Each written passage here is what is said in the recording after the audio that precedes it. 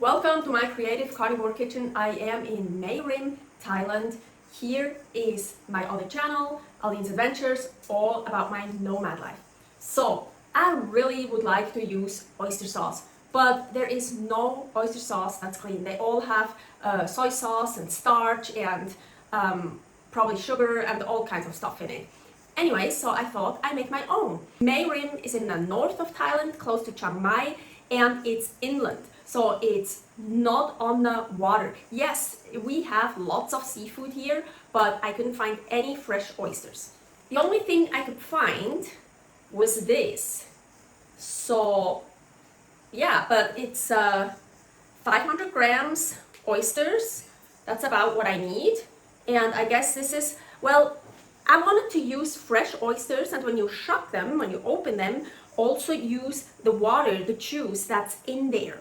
But so I feel like this juice, this water, what's in here is much more than just what would have been in the oysters. So I think I have to adapt my recipe a little bit, but yeah, let's use this. Okay, so I poured the oysters in here, and here's the oyster juice, so what was in here. And as mentioned, I'm pretty sure it's not just the water, the juice that was in the oysters, there's also added water. I'm pretty sure. It doesn't say anything on here, I translated it. But so I just poured as much water juice in here as I think that's what I will get with shucking fresh oysters. So it's just an estimate. Yeah, that's what I think. I also showed it Paul and he says yes.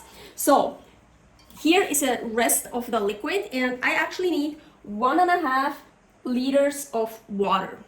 And here I only have, what is it? Yeah, not even close to 1.5 liters. So I'm gonna add more water. It's almost 1.5. I think I don't have quite 500 grams here, so almost 1.5. Doesn't matter. So, and now all of this goes in here.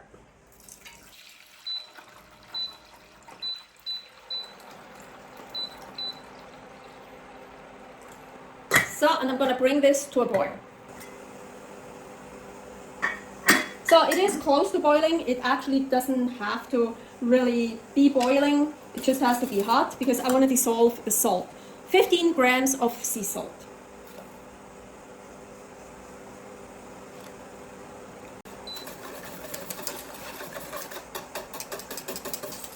So now here are the oysters with the rest of the juice. And I want to add some of my salt water here. This is my only measuring cup I have. So about 250 milligrams. I'm gonna add this to it. And now we're gonna bring this to a real boil. So, oh, it smells like oysters. Yay! So I let it boil for 5 minutes, and be careful. It foams up like crazy. It actually overflowed here everywhere. So I added a little bit more of the liquid because so much liquid got out. Yeah, so really be careful. As soon as it starts boiling, it's just foaming up. So I boiled it for 5 minutes, as I said. Now I want to put all of it in here. I've never used that blender before. Let's see. Unfortunately, that thing here is missing. So let's just put that on top just in case. I hope it works. Let's see.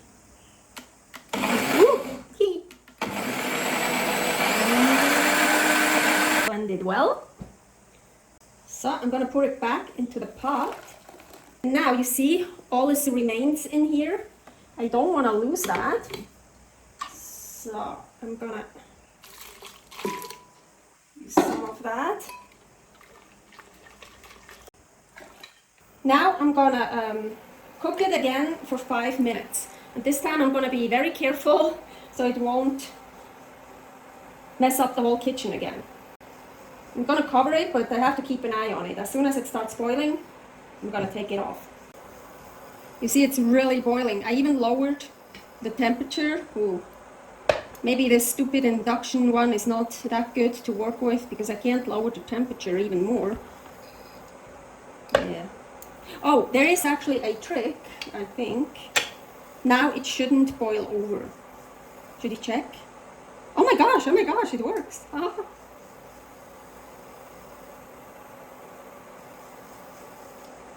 It really works.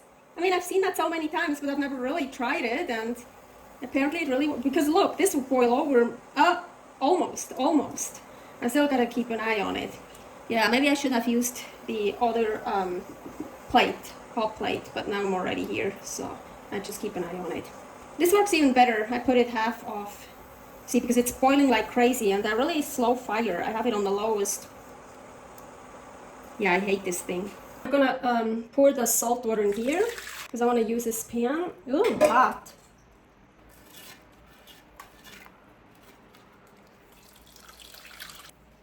So now I'm gonna use the salt water again to wash out this pan.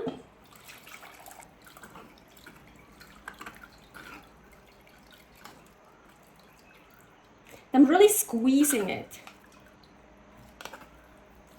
I'm actually pushing it kind of through. So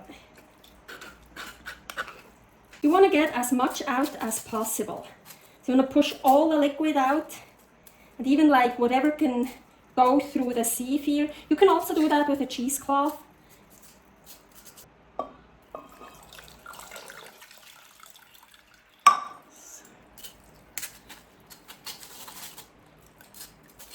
Of course, I'm not going to throw away this oyster paste.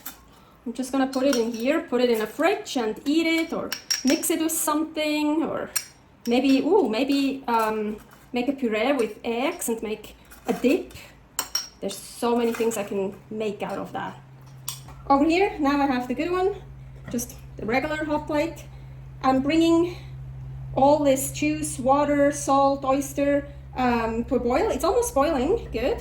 So I'm going to start reducing the heat, and I want to keep boiling it for about an hour to an hour and a half. It kind of depends. So I want to reduce the liquid so I have only about a third left of what is in here. To speed up the process, I can take off the lid so the water evaporates faster, it reduces faster. But I'm not going to be here the entire time in the kitchen, so I'm going to figure out a good temperature. I have to dial it way back. So it's just kind of still boiling, simmering, and I want to keep the lid closed. And then I just come back and check. But first it has to be way reduced. I don't know if you can hear in the background the cicadas. They're sometimes super loud. Okay, so anyways, I reduced it to a little bit more than half, I would say. So, and I tried a little bit, and it's super delicious. So, but this is not a concentrate. This is really more, yeah, a soup, a sauce. So I want to actually keep some like that.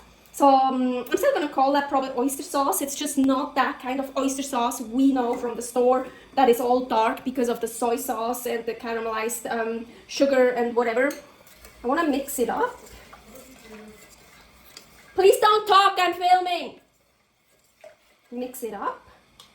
And I want to keep some like that.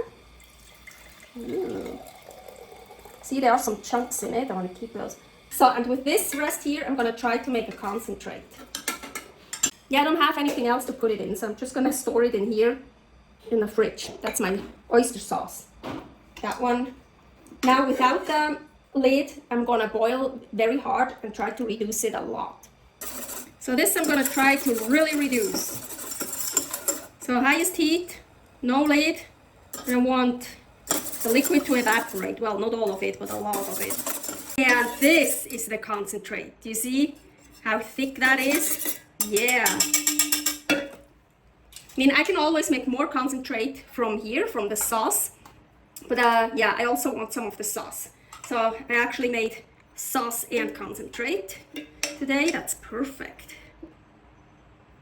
Now, this is actually how you start making oyster sauce, like the oyster sauce you buy at the store. So now with this one, you could add the soy sauce and I think sugar and cornstarch or something.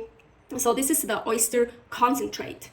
Oyster sauce, oyster concentrate, and I'm telling you, the oyster concentrate is really super rich. It's like so strong. It's too strong. Well, yeah, it's a concentrate. This I can drink. I can drink as a soup. So I'm so excited to start cooking with those, to start making recipes with those.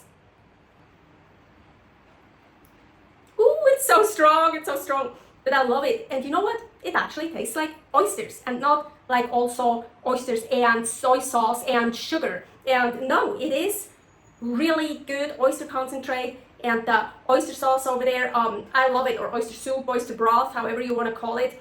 So much more healthy than the one you buy, and it tastes better. So much better, I love it.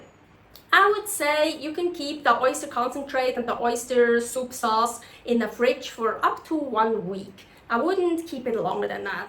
Subscribe here if you wanna see recipes where I'm gonna use the oyster concentrate. Maybe also the oyster sauce, don't know yet. But for sure, one recipe with the oyster concentrate will follow at some point.